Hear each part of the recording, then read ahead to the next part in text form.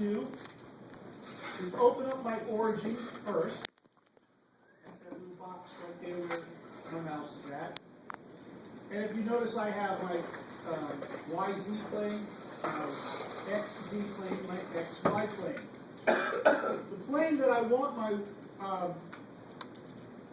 the working plane that I want my work plane parallel to is this one. So I need to remember that.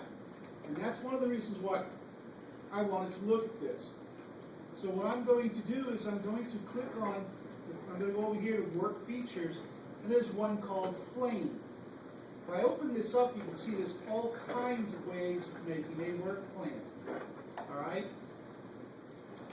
The one that I want to use is this one right here, the plain old run-of-the-mill work plane. You don't need all that other stuff. All right? So I'll click on this, and you'll notice I get my icon has changed. It's got a little window on it. I come over here and I find the plane that I want to be parallel to, and I click once. And you'll see I get a blue screen going through my part. I come to the surface I want to be perpendicular to. You notice what happened?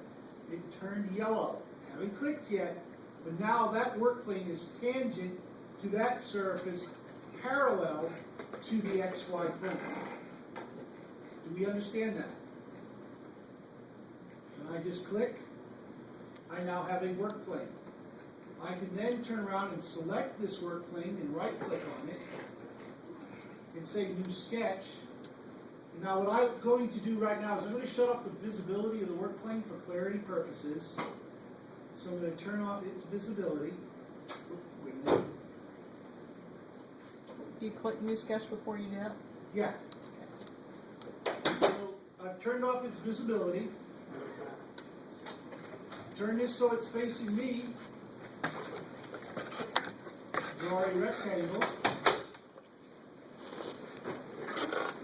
Look at my thing down here. I can see I can use my horizontal constraint.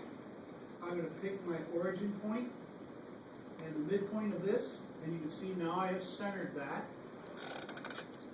Now I select the dimension here. What's the width of this groove?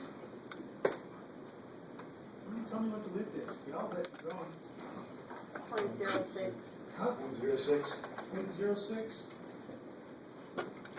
366.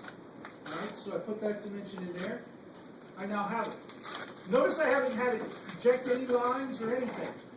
It's on center. I got my groove. I finish my sketch. I turn it. I go to extrude. I use my cut command. How deep is it?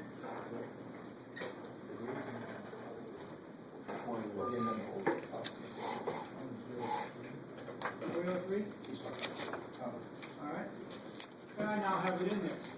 You can see it's in there. That's one way of doing it.